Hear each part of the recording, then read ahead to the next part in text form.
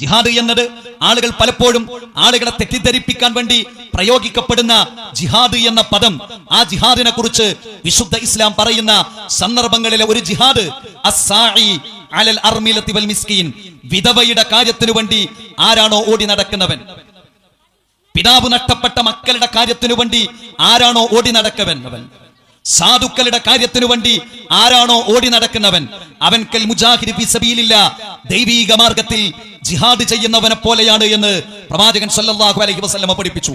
വിധവ എന്നാ പറഞ്ഞത്, മുസ്ലിമായ വിധവ എന്ന് പറഞ്ഞിട്ടില്ല. യതീം എന്നേ പറഞ്ഞിട്ടുള്ളൂ, മുസ്ലിമായ യതീം എന്ന് പറഞ്ഞിട്ടില്ല.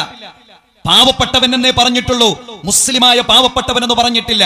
പിതാവ് നഷ്ടപ്പെട്ട മക്കൾ ആരാകട്ടെ, ആ മക്കളെ സംരക്ഷിക്കുന്നത്, അവരോട് മാന്യമായി വർത്തിക്കുന്നത്, അവർക്ക് ഭക്ഷണം നൽകുന്നത്, അവർക്ക് താമസ സൗകര്യം ഒരുക്കി കൊടുക്കുന്നത്, അവരോട് ഏറ്റവും നല്ല ബന്ധം പുലർത്തുന്നത് ജിഹാദാണ്, ധർമ്മ സമരമാണ് എന്ന് തിരുമേനി സല്ലല്ലാഹു അലൈഹി വസല്ലമ പഠിപ്പിക്കുകയാണ്.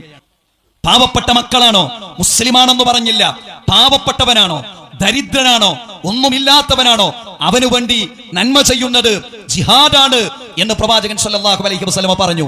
അപ്പോൾ ജിഹാദ് എന്ന ധർമ്മ സമരമെന്ന നല്ല ഒരു പദത്തെ എത്രത്തോളം മോശമായിട്ടാണ് സമൂഹം ചിത്രീകരിക്കുന്നത് എന്ന് നമ്മളൊന്ന് ആലോചിച്ചു നോക്കൂ. പ്രിയപ്പെട്ടവരെ, അവിടെ മതം പറയുന്ന കാര്യങ്ങൾ നമ്മുടെ ജീവിതത്തിന്റെ ഭാഗമാക്കാൻ നമുക്ക് സാധിക്കേണ്ടതുണ്ട്. നാം ഈ നന്മകളെല്ലാം ചെയ്യുന്നത് ഈ ലോകത്താരുടെയെങ്കിലും പ്രശസ്തി ആഗ്രഹിച്ചുകൊണ്ടല്ല.